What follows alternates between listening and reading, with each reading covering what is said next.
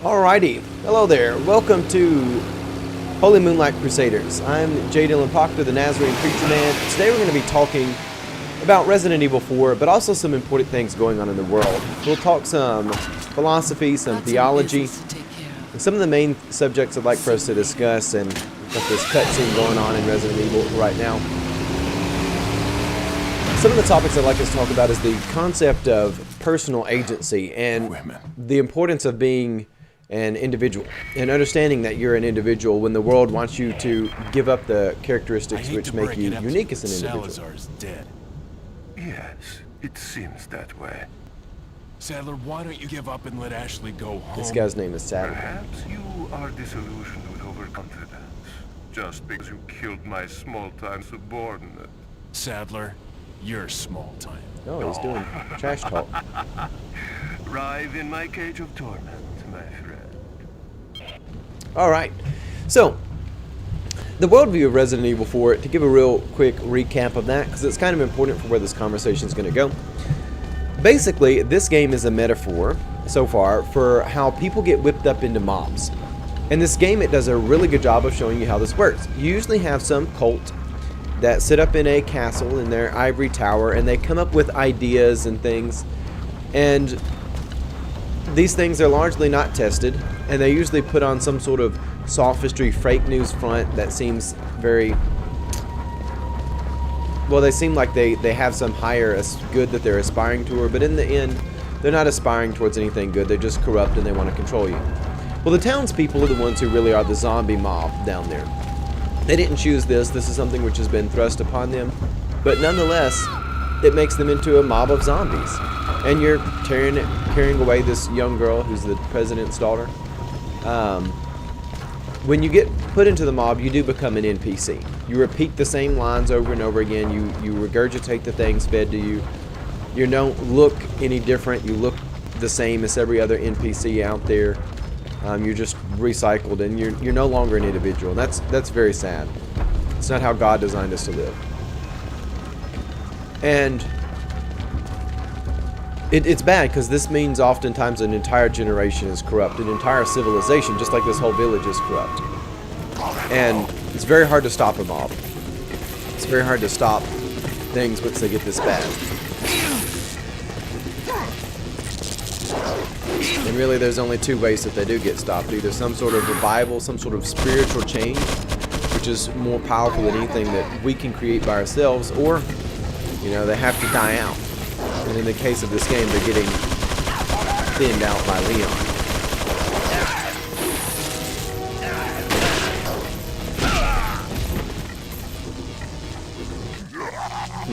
And I'm doing a bad job of that. But anyways, that's kind of the worldview of this game. The mob mentality that turns you into an NPC because some cult is wanting to do that to you. And it's important to understand that it is a cult because it's something about the belief system. Giving you eyes to see only a certain way. In our modern world, people are taught that everything is about race, and the antidote to it is judging people by the color of their skin rather than the content of their character, which is, you know, an introduction to racism itself. This whole idea that you'll defeat racism with racism is stupid. So let's talk about personal agency and being an individual. In the modern day and age, it has become increasingly popular to tell people you're selfish if you want to be an individual, if you want to think as an individual. But that's not true. Because the truth of it is we all are only individuals. If you are not an individual and you're listening to this, send me a message, because we need to do an exorcism because you're legion. You've been infected with something. The truth is we're all individuals. And it's not selfish to be an individual. God designed us to be individuals. He didn't design us to be multiple people at once. Now, that doesn't mean we can't love our family. I mean, you can walk and chew bubble gum. You can love your family, you can love your neighborhood and your broader community and your nation, and then all of our brothers and sisters who are all children of God on this earth. You can do those things, but we're individuals, and we're ultimately responsible for our actions as individuals. And the New Testament did something which was really unique. When Jesus comes, the world was already doing the whole, what tribe are you? What race are you? People have been doing that for the age, as long as as people have been people. That's just part of the sinful nature where that's what we care about. And throughout history, people have been subjugated to whatever circumstances they were born to. Jesus comes along and says, no, I care about you as an individual. We find throughout the New Testament when Jesus talks to people like Nicodemus, who's a Pharisee, and the famous John 3:16 verse comes in a message Jesus is giving Nicodemus. He doesn't address Nicodemus as a Pharisee. He doesn't talk about all the guilty things that his tribe has done. And keep in mind the way the Gospel of John is structured. Chapter 2 is Jesus turning over the temple, where the religious leaders like Pharisees, like Nicodemus, have corrupted the temple of God. But Jesus doesn't put that guilt on him. He doesn't do some sort of group association, group guilt. He addresses him as an individual. And that's something which really did not exist in the world. This whole notion that we have here in the modern West, that you as an individual, if you do have a grievance, you should have that heard.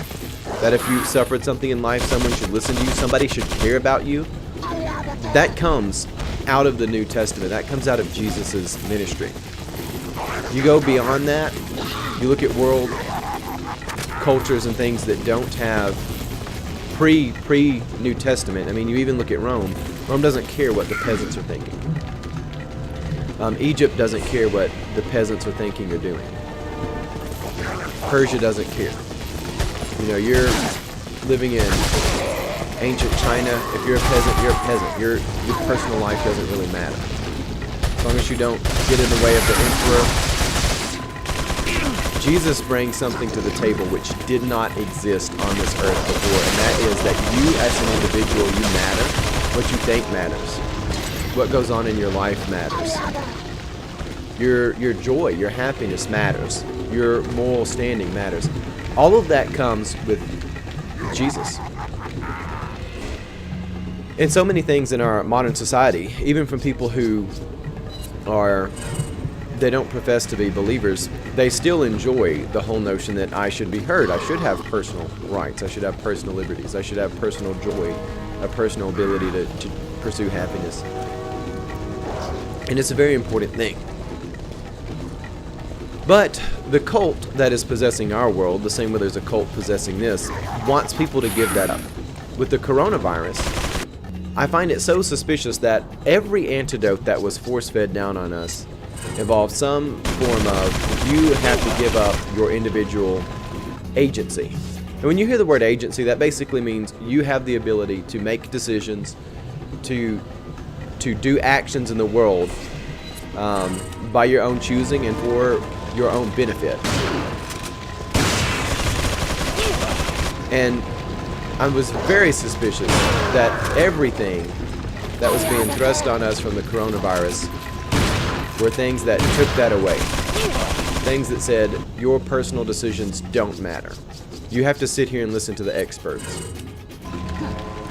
We were not created by God to listen to the experts.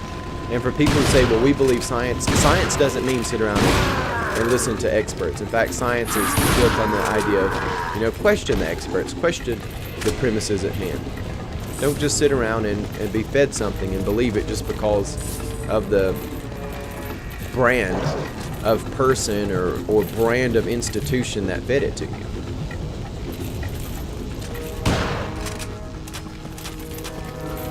But God designed us in His image, meaning we're beings with will. And having personal agency is very important. The world is going to tell you, out there, anyone listening to this, that you're selfish if you want to be an individual. But that is not true. We conflate things like consumerism and Western individualism and talk about them like they're evil, but they're products of some New Testament things. I mean, not necessarily consumerism, but the idea that you as an individual, you matter, you can do things in your interest. I mean, it's built into the Christian ethos that you as an individual have to make a decision to accept Christ. You need to have a devoted prayer life. You need to have a devoted time where you're coming to know God. That is built into Christianity. And you only have that if you as an individual matter. Jesus doesn't come and say, well, you're saved because the elites in your tribe are saved, or you're saved because enough people in your tribe have equal distribution of resources or something like that. No, what matters is what goes on in your life. What sins have you committed? What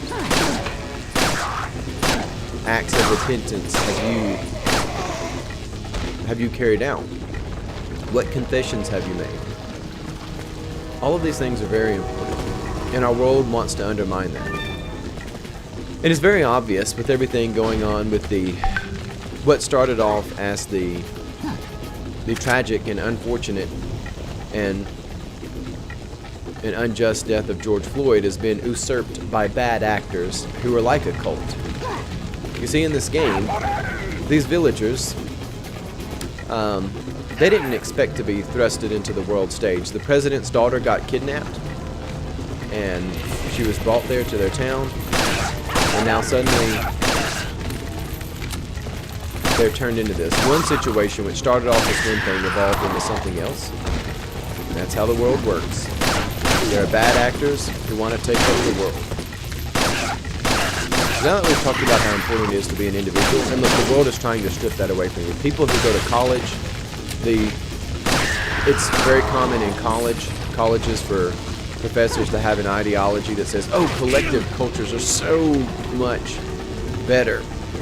But it's fascinating. They'll also tell you, the same people who talk about how glorious collectivism is are also people who say no cultures are better than any others, which is, that's contradictory.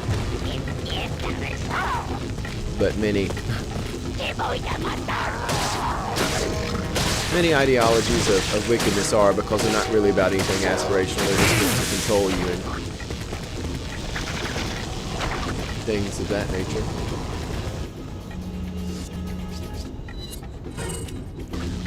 So let's talk more about Resident Evil and how it's important to notice that these villains are in the form of a cult, because everything we do is a spiritual matter, and the evils that we face, they all have some sin problem down in their heart. They all have something deep within them that is an aberration to how God designed us to be.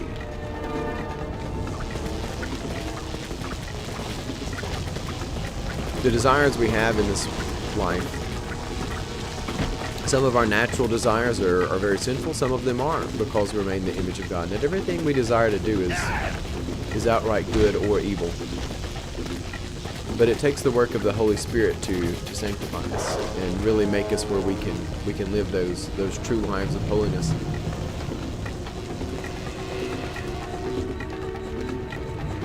And when you look at this mob here, they're not sanctified by their willingness to do evil. In our world, there's a lot of people who are rioting, and I do want to draw a distinction between protest and rioting. Even if I don't always agree with the solutions that the protesters are demanding, I can still be an adult and say, well, they're very different from the rioters. The rioters do want to usurp and take over the world, just like the villains in this. They want to use the situation of the president's daughter to achieve some world reconstruction. And, as we see right now, in things like the justice ideologies, something like social justice, they're designed not to view people as individuals, because their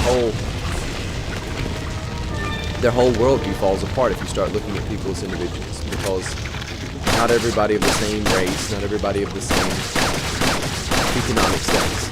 Insert superficial characteristics here. People experience life very differently, even if they look very similar.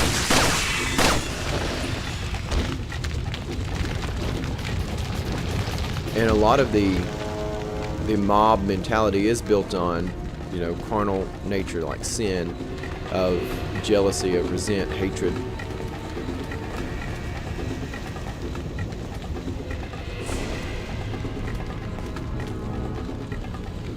Yes. Of course, yes. Like, why would you not rotate that? Of course we want to rotate it. Oh. Y'all hang on just a second. We got somebody coming and joining us in the chat.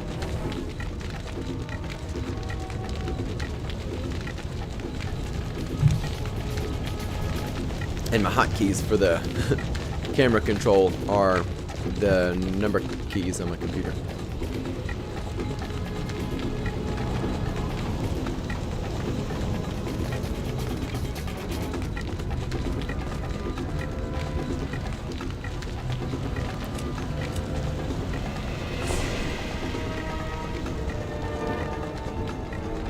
Where could this possibly be rotating to? Is it just to that? It's a rather complex system for something which is just next to it. And also, what if Leon pulled out like a mirror from his belt bag? Could he just, you know, totally turn off their whole system there? Short circuit it. Do I even have any health?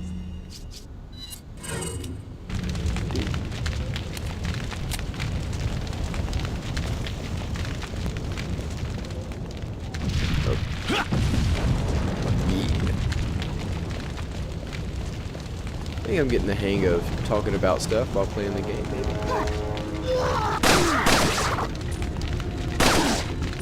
I'm getting a hang of using this convoluted button controller. You shoot somebody. Oh.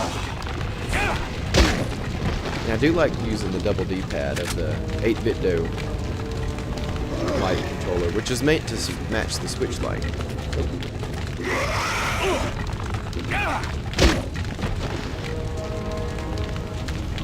So you've got to hold the L button and tap A, or you can actually tap the ZR button, which is more inside. Which, because I grew up on PlayStation, I say L2 and R2. It's kind of my temptation there. Because like ZL, ZR, that didn't roll off the tongue very well. We need some more help. Surely they got some goodies in here. That's where we came from.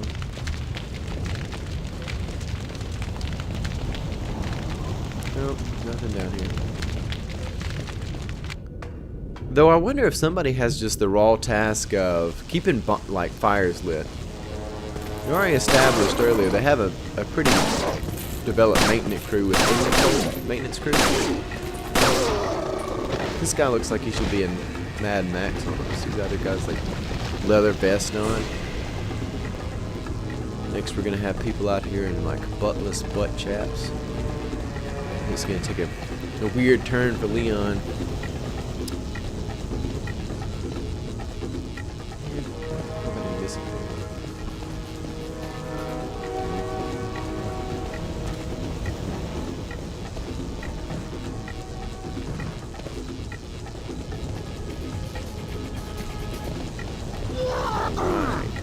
Take the rifle ammo.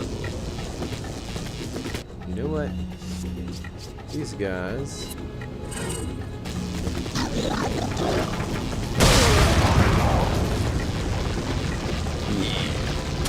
Finally, some good of those hand grenades.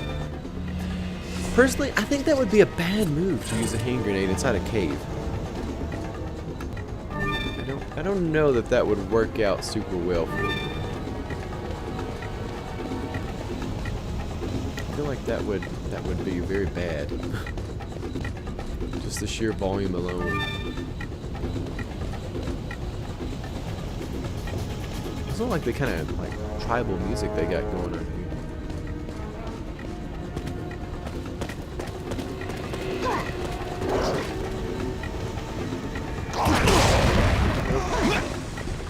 I believe I just got busted. I meant to combine that.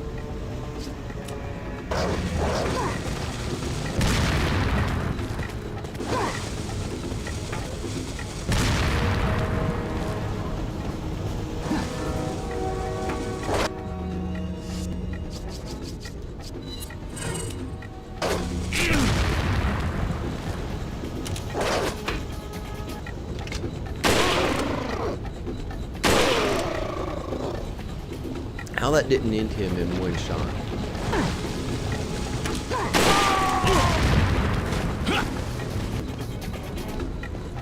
Though, I'm not going to be able to take much more at this rate.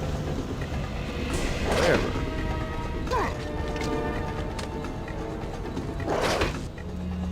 if we can take them out. I don't think you can use this in its current form.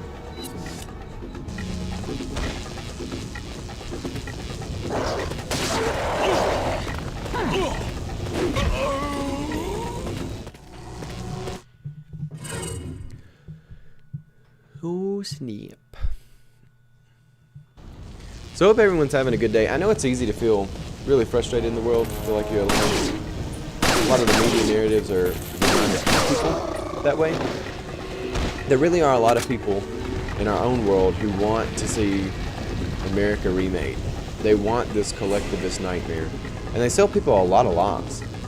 That these people aren't really interested in justice. If they were, they would be interested about it more than just in moments when something happens. You know, the fruits of the justice ideology, these things have been around long enough that you can see that these people, they only care about it when there's a situation they can take advantage of. And I hate to say it, but they do tend to correspond a lot with the political cycles, and depending on who's in office and who's not, you know, it's meant to give themselves power. You know, Jeffrey Epstein exposed a lot of this. The whole Me Too movement. There were journalists who claimed to believe all women. Then, when they actually had a chance to, they didn't care. They didn't care about helping girls being abused by Jeffrey Epstein on his island. They didn't care about that. And even with the Tara Reid story, some of the people who founded the Me Too movement will be like, yeah, we believe you, but we're gonna vote for the man Joe Biden who committed these things against you anyway. You didn't actually care about helping women. You take people for granted and abuse them. It's a very tricky thing, because if you don't devote a lot of time to this, and most people, they don't have time to study and pay attention to all this stuff. You can't fault people for wanting to live their lives and actually do meaningful stuff rather than just sit and indulge in politics. But we've got bad actors who take advantage of people. And take advantage of people who are trying to act in good faith about stuff.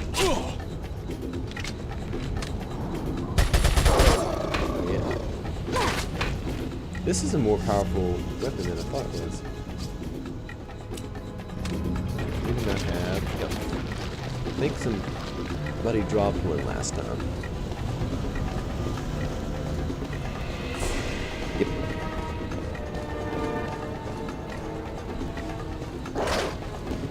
I don't know what dog is.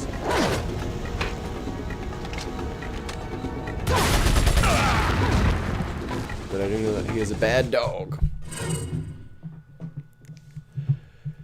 Next time I'll have to pick a game that I'm actually good at, so you don't just see me fiddle around pitifully.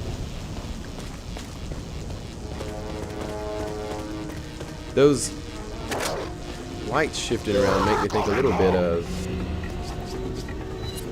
the Wind Waker. When you're in the pirate hideout, or wherever it is, Ganon's hideout over there.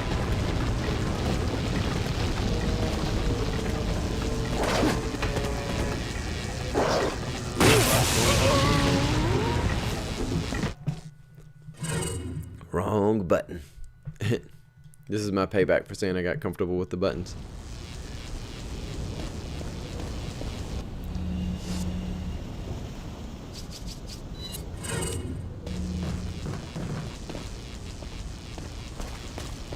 Gonna have to pull a Dark Souls and get through there.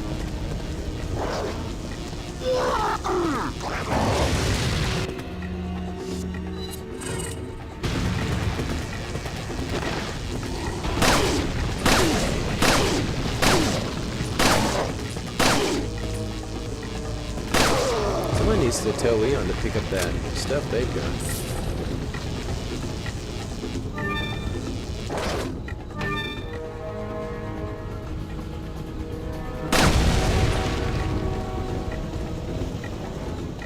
Picking up their stuff would be mighty good. We got the golden links. I guess they expect you to fall down and puncture yourself with that.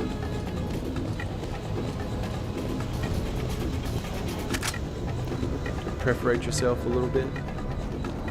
Let's see if there's anybody we can take off from a distance over here. The answer is yes.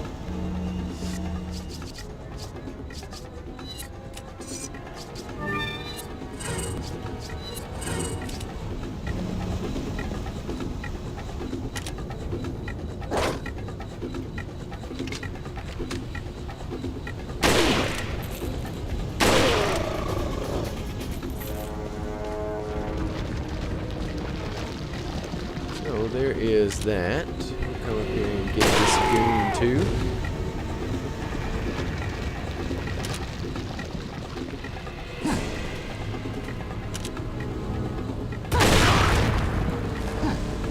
I don't know what just happened. I'll take it.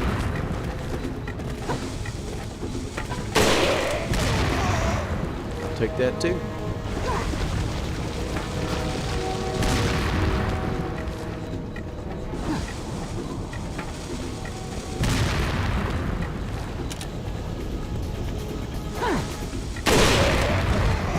Take that. The fun process of getting good. And that's G-I-T. G-U-D. Dark Souls.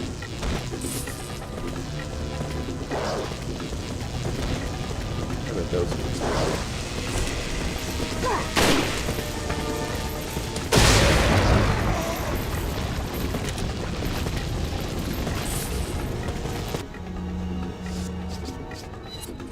I'm in the mood to get this out.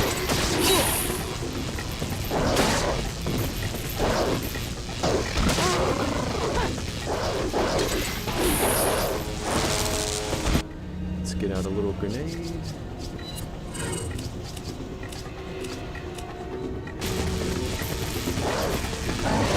See what that does for them. Looks like they respond well to that.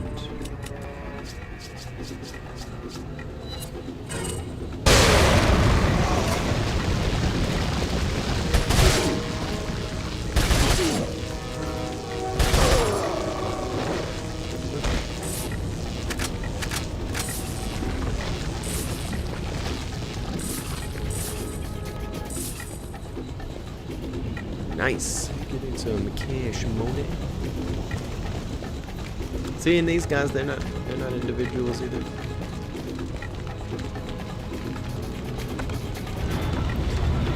Yeah, being an individual and being selfish are not the same thing. You can be a selfish individual, but you can also be a generous individual. But you need to make decisions and be responsible as an individual.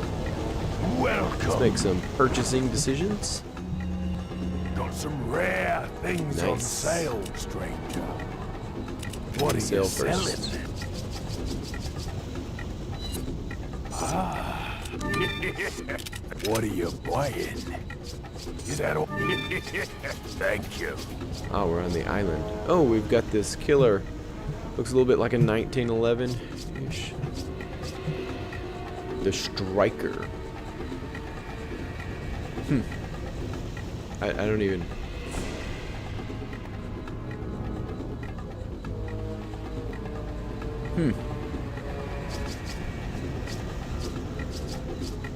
You know, I think the time has come for us to buy new weapons. What are you buying? If anyone's watching, should we get the Striker? Is Yeah, that we'll all? get the Striker. It's kind of compact too.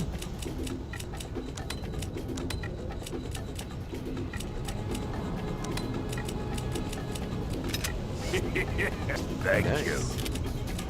What are you So these selling? flash grenades. Is that all? Thank. What are you buying? What are We you can buy more buying? first aid sprays. That does seem like a Is that all? good purchase. Thank you. What are you buying? Alright. Alright, so the shotgun's doing 7. Striker's doing 6. I guess, just for storage purposes, let's get this. Is that all? Is that all? Yeah. Thank you. What are you And we're gonna buying? sell. What's that do? 25?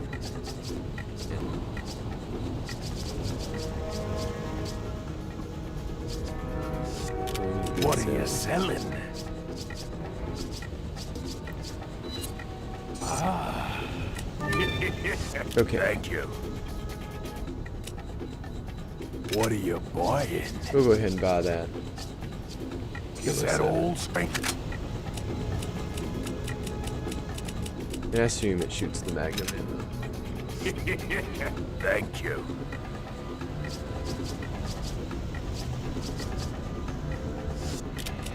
What are you selling?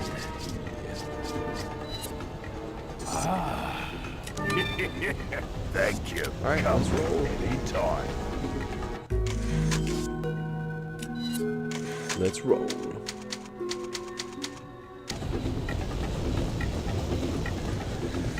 Whew.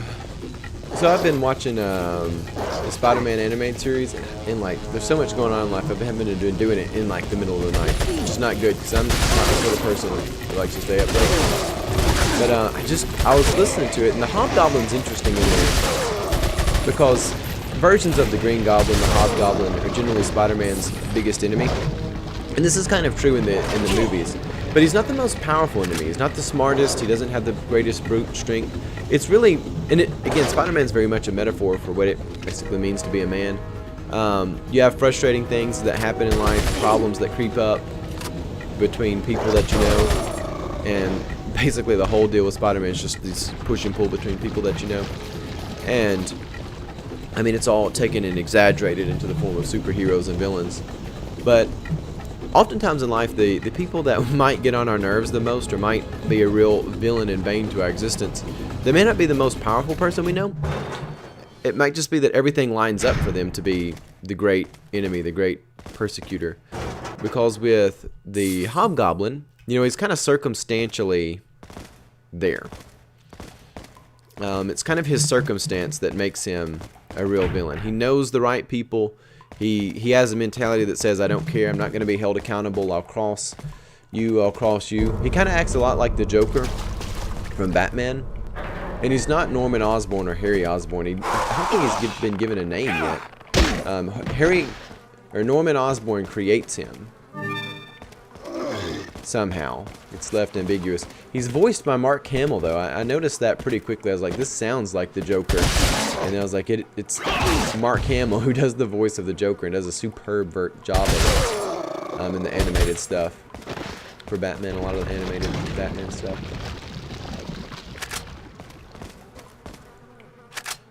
But in life, sometimes the people that pester us the most, they may not be the most powerful person they know.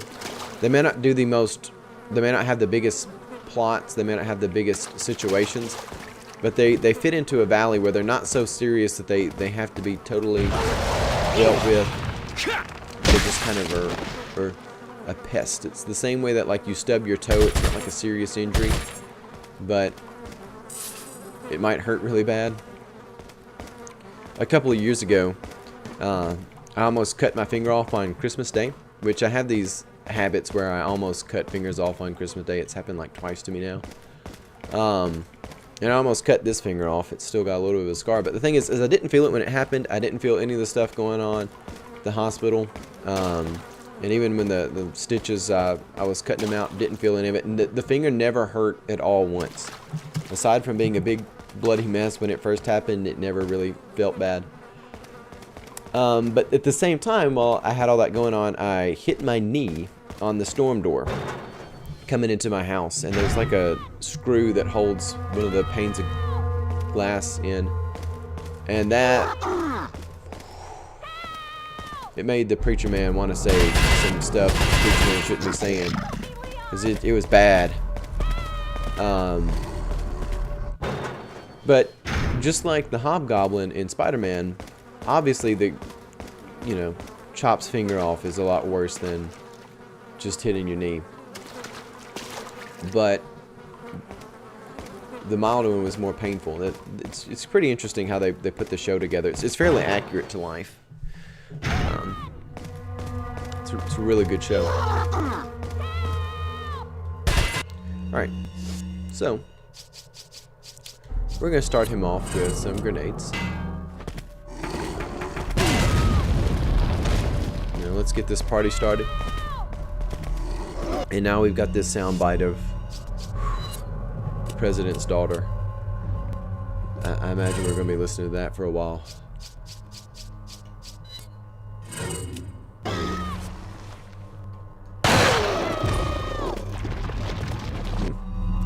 I like this. I like this a lot. We don't have to turn for this.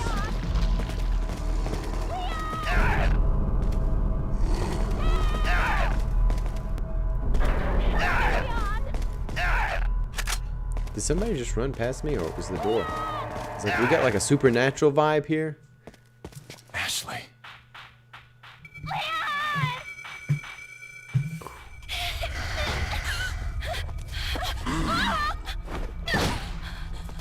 Listening to that same soundbite, that sample of her going, Leon. Whew, that's enough to drive us all crazy.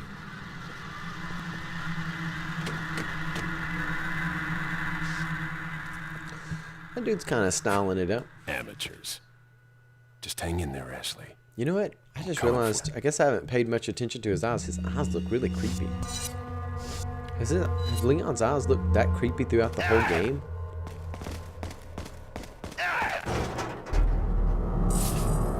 Is that like a product of this virus in you? I'm gonna have to go back and look at that. It's a spook himself.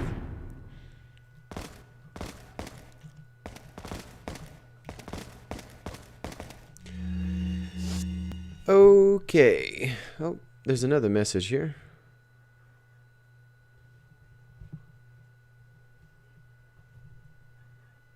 Okay, we're good. We're good. Nope. Okay, we're good. Y'all forgive me. Doing stuff live. Got a chat up.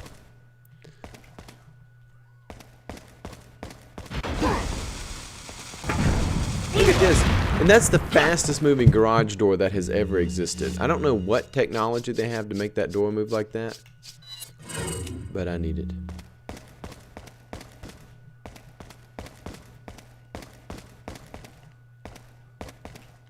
It's also very, flex and move to open that up real quickly.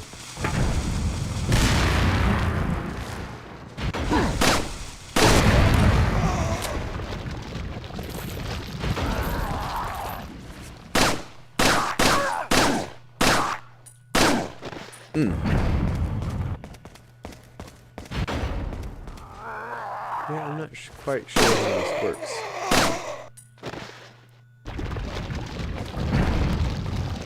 Obviously, the closer we get, I'm just gonna shut the door. Ooh. We're gonna try to light them up with a grenade too. May not work. Didn't it go down? That's okay.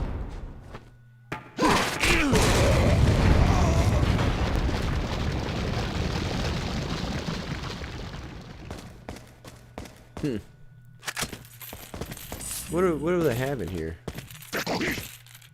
And is that a door that rolls up? Dang, that is fast. This guy's got like a...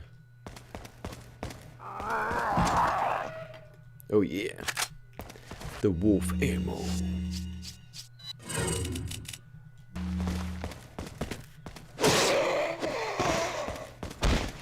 See, I think his eyes are meant to look scary, but Leon's eyes look like...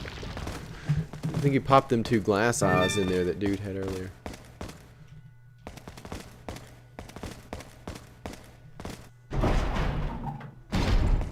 Oh yeah.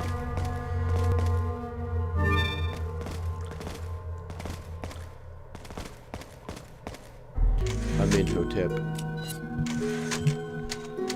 Ooh. I wonder where why they named the game saving.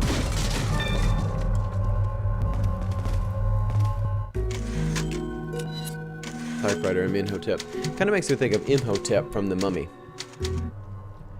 And speaking of The Mummy, I really would like to get my hands on a copy of The Curse of the Mummy. The Hammer Horror Mummy. I love the Hammer horror movies. They're great.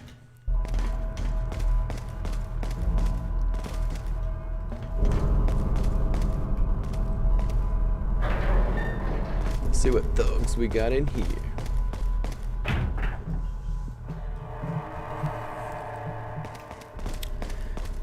Ooh.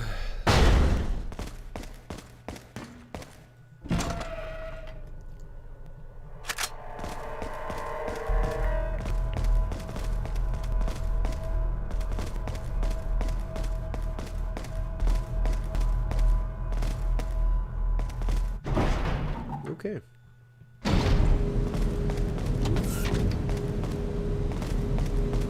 Oh, well, this is interesting. In a really gross way, they got him like shaved. Some sort of autopsy.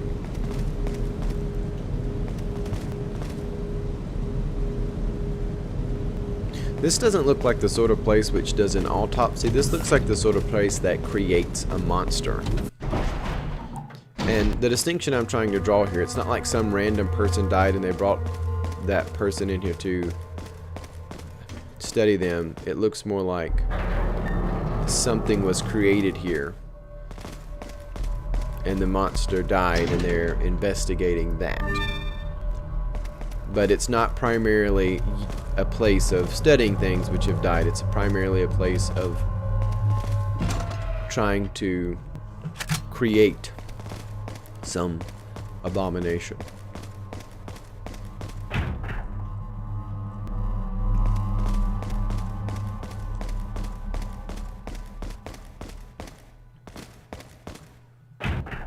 It's all locked. Okay. Alright, well, we'll go back the other way. We'll check out the other way. I mean, this is the way we... Looks like you can just jump down. I don't think we need to go that way. Following the arrow, following the arrows.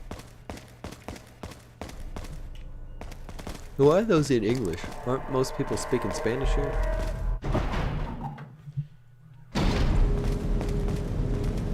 Also, the way this room is shaped, this should...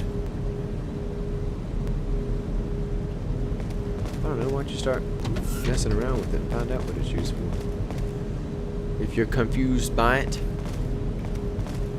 come on, man. Where's this brazen exploratory attitude that says, I'm gonna tinker with it till I find out what it is?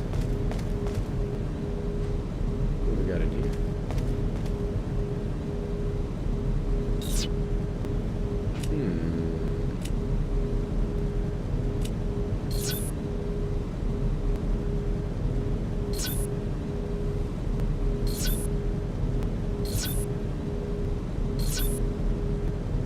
Sure what's going on here.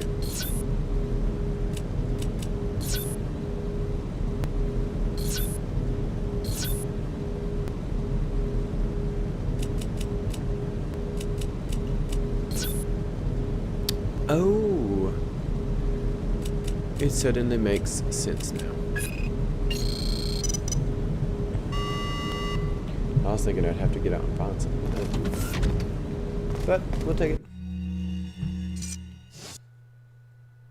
Oh, should have read that.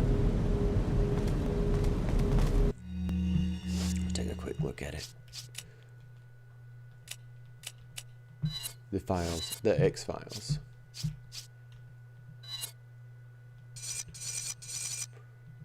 Yeah, Salazar's dead. Hideous creatures. This is the El Gigante. You got the and L there again. Diabolical. Coming from the Greek diabolou, which it's where we get our name devil, or word devil. All right, so specimens that were once human. I heard something interesting said today, and I don't remember who it was who said it, that when people have their individualism stripped away, so back to our earlier conversation, people don't become animals. They become something worse. In the animal kingdom, you do see that animals, they do kill one another without much of a moral conscience, but they also don't kill one another in mass. Like, they're not going to have a genocide, they're not going to have a warring nation. And even when you do see societies form in animals with something like chimpanzees and apes and the few creatures that do form societies, it's not to the scale that people do it. And people don't get turned around based off of ideology. People don't create things like socialism to whip people up into a mob. It's all based on really primitive impulses, primal impulses. But in human society, when you take away people's individualism, and it's not like we don't have proof of this. Pretty much throughout the 20th century, whenever you see people go for the collectivist mindset, it turns them into monsters where they kill people, they starve people to death, they do horrific acts. And that doesn't happen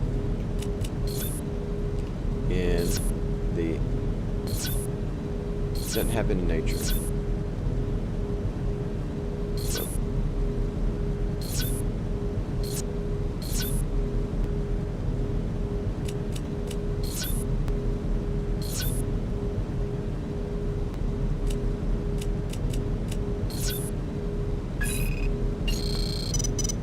So when we lose our individual, and what we see going on with mobs is it makes you where you're very impulsive. You see these zombies, they're not doing higher order thinking skills. They're NPCs. They're listening to impulses that are fed to them. Whenever people are reduced down to that, like right now, people rioting, there's arguments being made that says, well, they don't have any other choice but to riot. It's not true. That is a lie.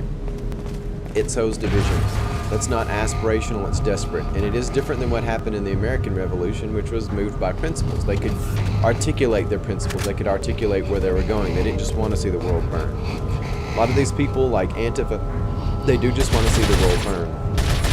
They want to reduce people down and play class warfare.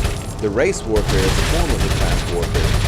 But this whole idea of the bourgeoisie versus the proletariat, the working class versus the ruling class. You've seen people out saying, eat the rich.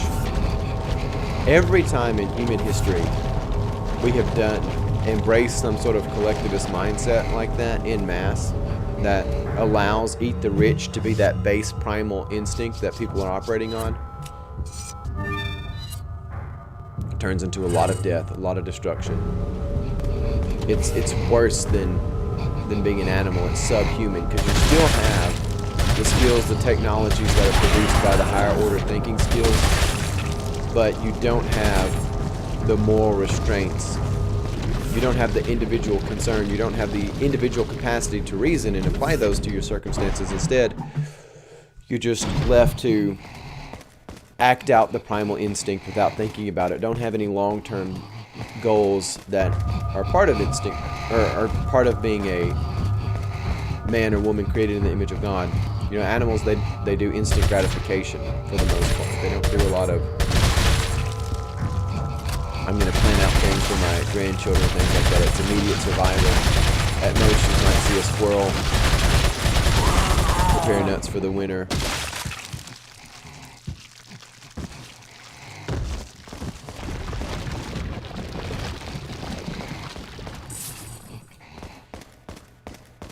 But we have a lot of people in our world who want to remake everything. Just like this cult, they want to remake stuff, and it is a belief system. They may not confess to be a cult in real life, something like Antifa, but they are. It's a belief system. And in the end, you either have to have eyes to see it, or you don't. You don't see it.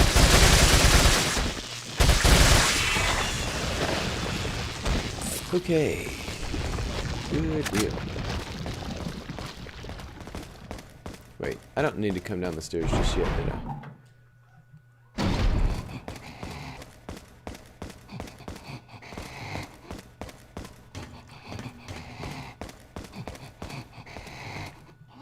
People need something to hold on to personally. The gospel of Christ Jesus is something firm to hold on to. It's the truth is the only thing that can set them free from being eaten by this thing. And you've got to defeat him. But he's, to this point, there is no time of negotiation with this.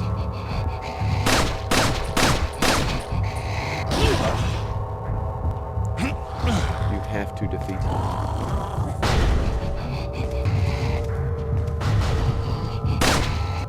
Oh goodness. I think we're dead. Nope. Not yet. We got one grenade.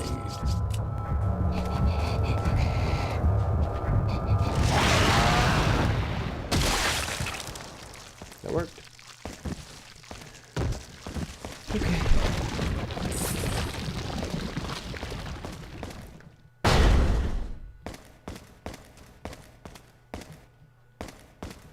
Let's find something to stick a key card in. Like this right here.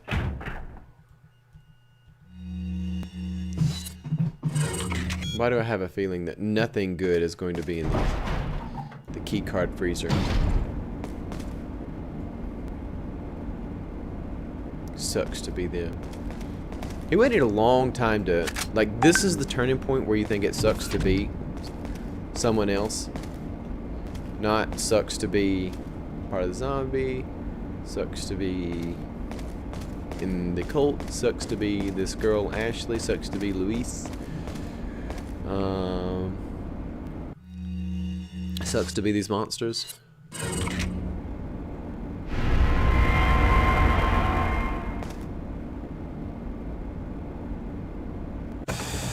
Oh man, that's all so bad. Don't do it. Like what sort of tests are they doing in the freezer? And why is it set on like autopilot?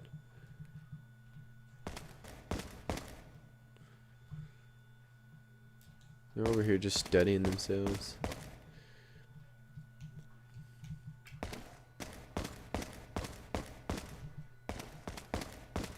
Okay.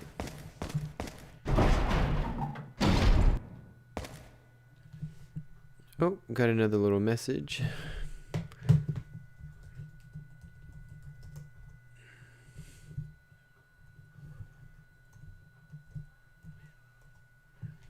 Here we go.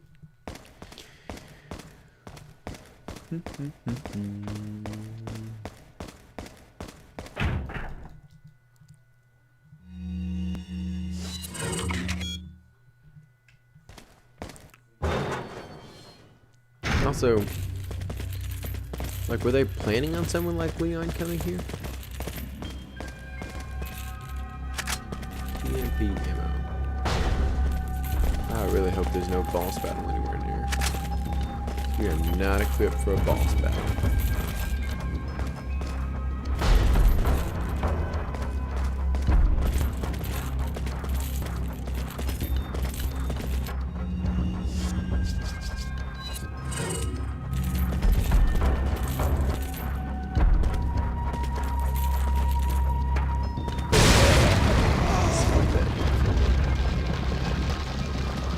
I like how Leon's just too cool. Many of the Resident Evil characters are too cool to go down a ladder. You ever think you're doing that? You know, I did a live stream on one of the church accounts where I was up on top of the church roof cleaning out the gutters. And never once did I think, you know, it would be cool if I jump off of this high place right onto the Snaps ankle simulator. I did not want to simulate that for everyone. And by simulate, I mean do the real thing. It's not on my list of things to do.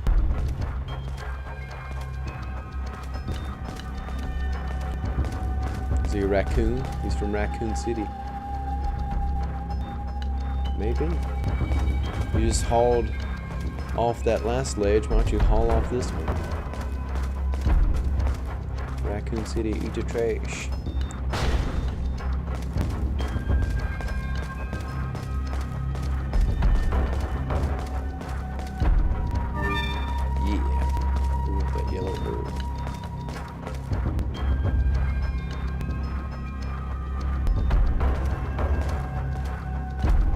Look at these laptops. They would be pretty thin for 2005 standards. Either that or I'm misremembering history. Maybe it's because my school had old computers. I remember there were laptops when I was in middle school. No, I would have been in high school by 2005. There were... Let's see. Yeah, I would have been in high school in 2005. Yeah, we had laptops. They had the single little rubber nub in the middle that you used as a mouse. Kind of like what the 3DS has for its right joystick. Alright.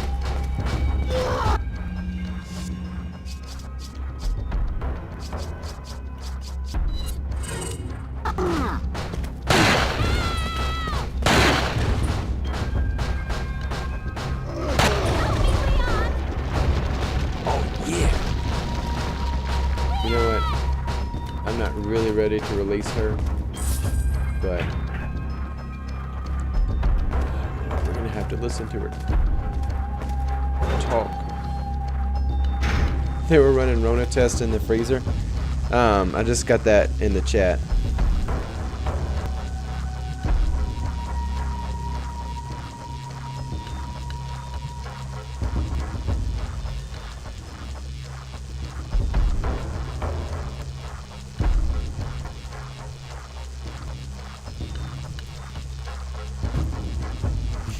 So yes, I agree. They were totally running coronavirus tests in the freezer. Oh, well, this is in Spain, I believe, so maybe it was Spanish flu.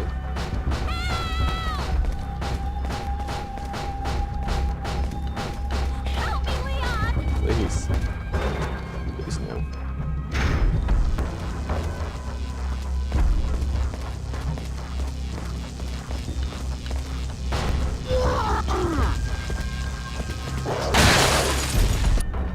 Expensive ammo that just got wasted on them.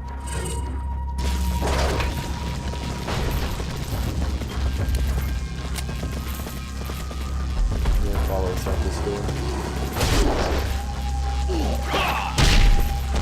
I've never seen an option to do that before.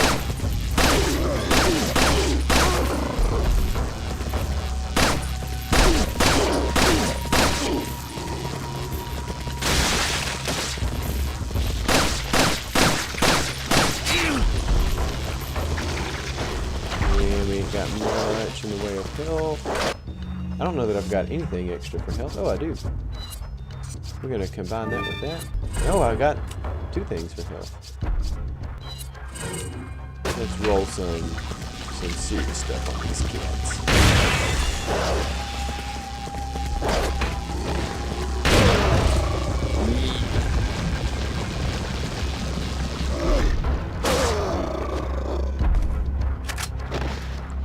Yeah, that's what I'm talking about. Yeah.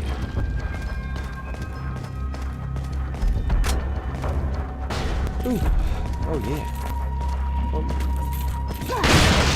Oh yeah, and we're too cool for school, man. We don't even hold this up to use it as a sight. Just hip shot this bad boy. Don't need a brace or anything. Just roll with it. I like the sound it makes. Checking out some x-rays. Somebody's like... This is what your ankles look like, Leon. If you jump from all those heights. You may like it now, at whatever age he's at. I'm gonna guess he's 30.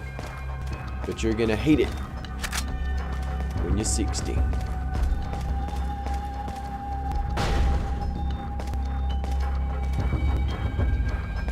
Did I come this way? Where'd I go? Turn around.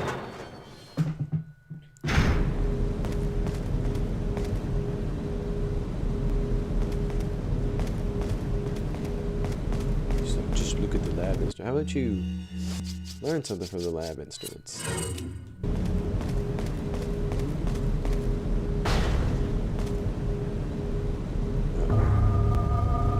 Uh-oh. The boss. Yeah, there he is. He's says, if you will excuse me, I like to keep my keys inside my stomach.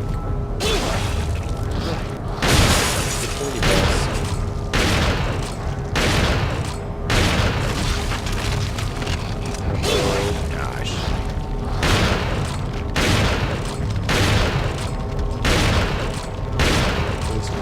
Do this for a while. Hopefully we'll get somewhere more productive.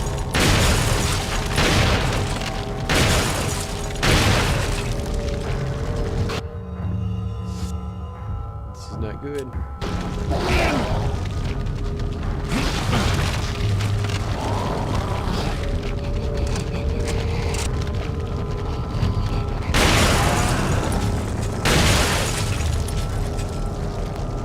Okay, well, that used up a lot more health than I would have liked to do.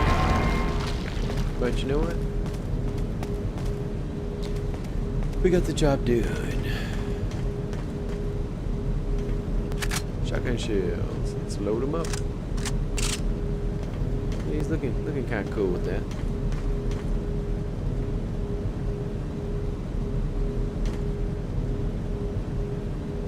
Yes. Yes, the corona. This is actually.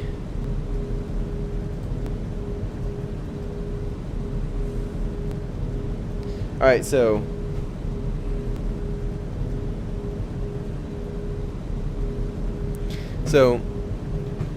Somebody in the chat just said, they said they were running Rona tests in the freezer, and I responded, yes, they were doing it all the way back in 2005, meaning that we really did know a lot more of this. Like, there were many scientists, medical experts who were saying that, you know, it's probably going to be like other coronaviruses.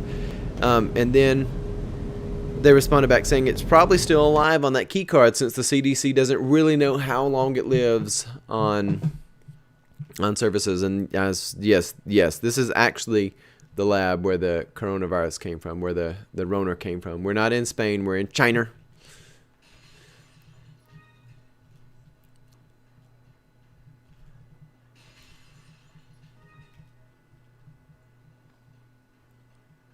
Okay. A lot of confusing stuff around here. But I think this is where we came from. It looks like that'll open up. 3. Like, who has a briefcase with 3 rifle shells in it? Is there anybody that can explain that?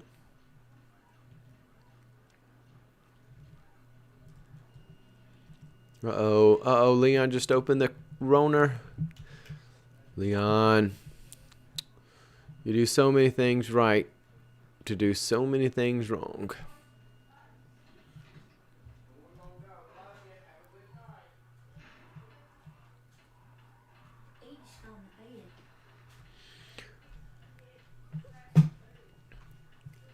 Well, if this is a save spot, we will... Oh, is it just...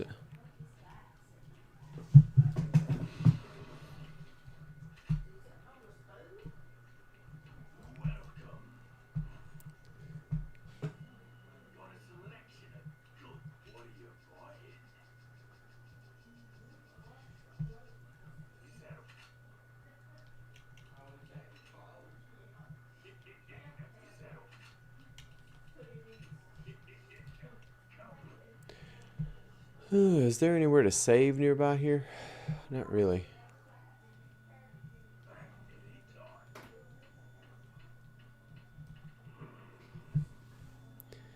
Well, this seems like a good place to end. We've been in here for a live stream for an hour. So, as back to wrapping up our early conversation we had, the world wants to tell you not to be an individual, but it is okay to be an individual. You're not selfish for wanting to be an individual. And so, on that note, make sure you have something firm to hold on to. Go read through the Holy Scriptures, read through the Proverbs. You know, the Proverbs have such excellent wisdom in them. Grab onto them, grab a few verses, and hold on to them. And on that note, we'll wrap this up. God love you, and have a blessed day.